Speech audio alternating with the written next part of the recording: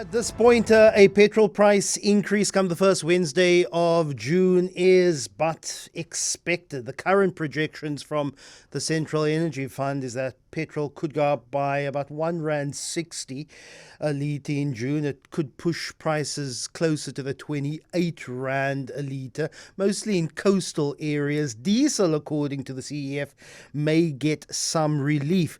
But SA's fuel price shock is not only hurting motorists, petrol station owners. They're now warning that increasing or decreasing rather the shrinking customer spend, the fixed retail margins, the soaring operating costs are pushing some forecourts to the brink of cuts and maybe even closure, with some reports of filling stations in more rural areas saying it's not worthwhile to keep on operating at night. Henry van der Merwe, chairman of the South African Petroleum Retailers Association. Good morning, Henry.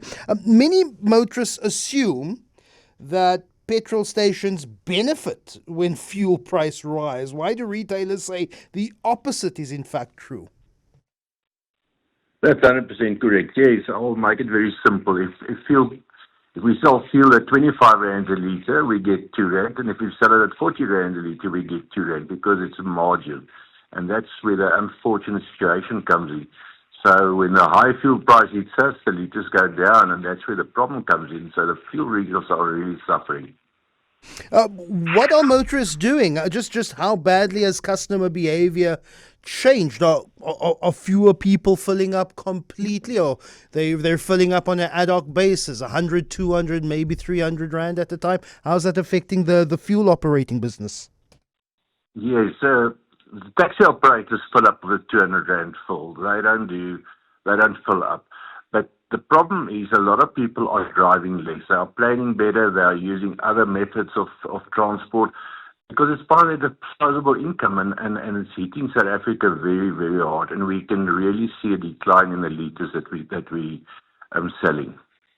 So what is it telling you about how much a fuel retail business actually spends when it comes to electricity, security, the wages of the men and women who work on the forecourt and in the stores? Just how has that affected the operating expense of a fuel retail business, a service station? It's really hit us hard, specifically the smaller sites, the rural areas. Those people are phoning and saying, we can't afford to stay open at night because of security risks, because of low litres at night. So there's going to be, in the rural areas, there's going to be a security of supply issue because people are talking of retrenching people because they can't afford them, shorter hours. And that's for the whole country, that's not a good thing. That's not what we want, but that's what is happening on the ground. The fuel retailers are also suffering. There have been some reports in the local papers of increase in petrol theft. People pulling up into forecourts, asking top up with whatever amount, and when the attendant is distracted, people then drive off. Have you received any increase in these reports? That has always been from the history. The more expensive the petrol, the more drive-offs we have. Yes, that is happening, and unfortunately, that is a reality.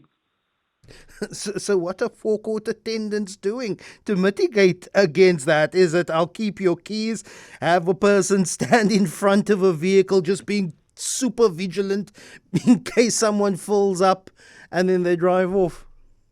There's horror stories about that, but some customers get offended if you ask them to pay first.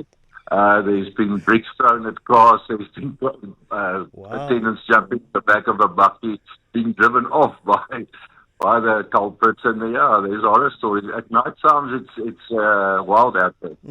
What is the procedure there? If an attendant fills up your vehicle, is offering to do the full service, is now cleaning your windows, and what I do is that after I'm very above board, Henry. I like to see where my gauge is, and so after they've put petrol in, and I turn on my vehicle because I want to see where my gauge is.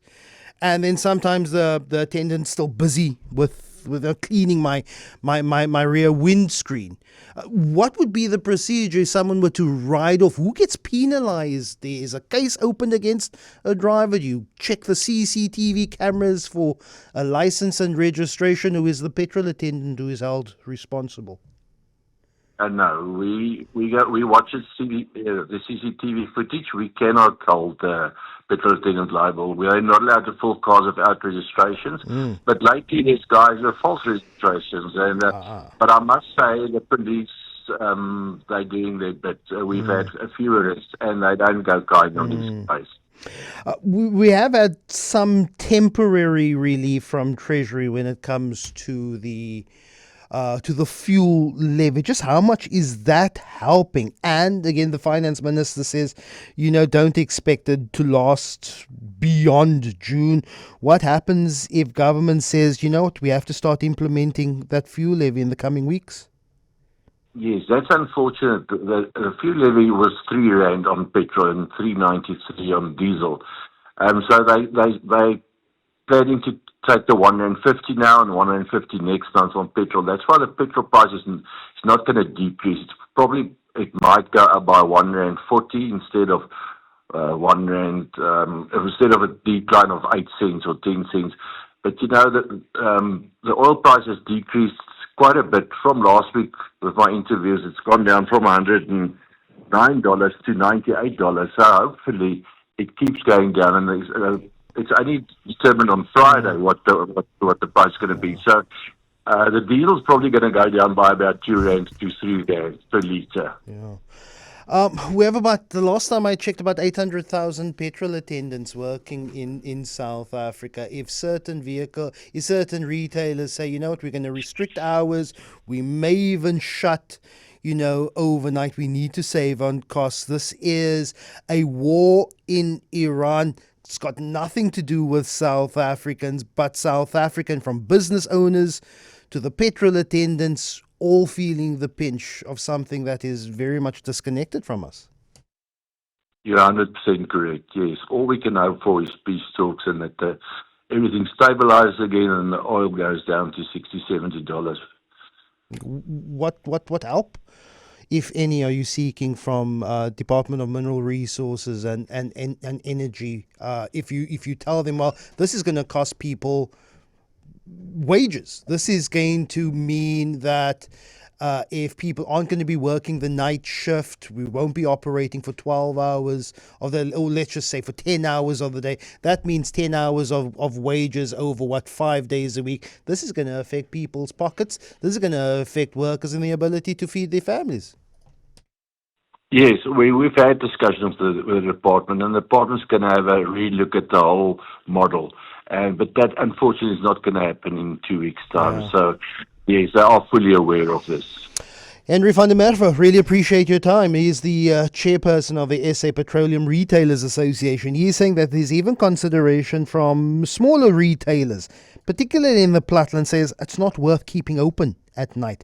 People are buying less petrol. Behavior has changed. And with the rising fuel prices, are you still filling your tank, or are you sticking to a fixed amount every time?